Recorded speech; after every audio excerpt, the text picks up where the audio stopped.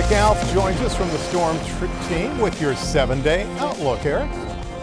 Yes, it's typical with a lot of mornings this time of year. We started off with some fog. This is a pretty cool shot, specifically between Powellville and Liberty Town from David Jones, showing the fog that was in the process of mixing out as the sun was beginning to rise. And Rehoboth Beach was one of the places this morning that stayed pretty thick with the fog just until a couple hours ago.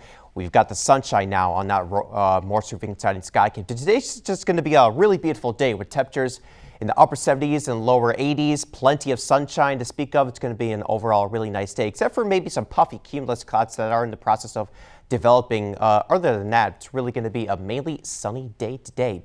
And we are going to keep temperatures on that warmer side because high pressure is pushing offshore, allowing for southerly winds to take over before this cold front moves through on Wednesday, which is going to bring with it some steady rainfall, and behind that front some much cooler temperatures. But right now we've got all of this warmth just ahead of that front, extending all the way to eastern Canada as we speak. So here's how the temperatures play out over the next few days. We've got temperatures right around 80 degrees once again on Tuesday.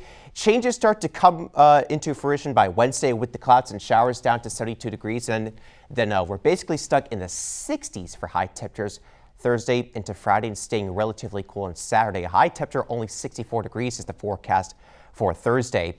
There's also going to be a little bit of humidity for Tuesday and for the first half of Wednesday, but then once the front pushes on through, the humidity is going to drop like a rock Thursday into Friday before increasing a little bit this weekend with our next rain chance afterwards. So let's time that for you on Futurecast tomorrow. We're going to start off with temperatures in the mid 50s, so not as cool as what we have been seeing for the past couple of mornings. We'll see mostly sunny skies once again for tomorrow. Probably some more clouds into the mix than today because of that cold front that is going to be pushing through. Still going to be a nice warm day. We've got the clouds on the increase Tuesday night into Wednesday morning, and then we'll have showers around through the morning and perhaps later in the day closer to lunchtime, a period of steady rain that could be heavy at times, moving out by the evening hours with clearing skies, and then overnight Wednesday into Thursday.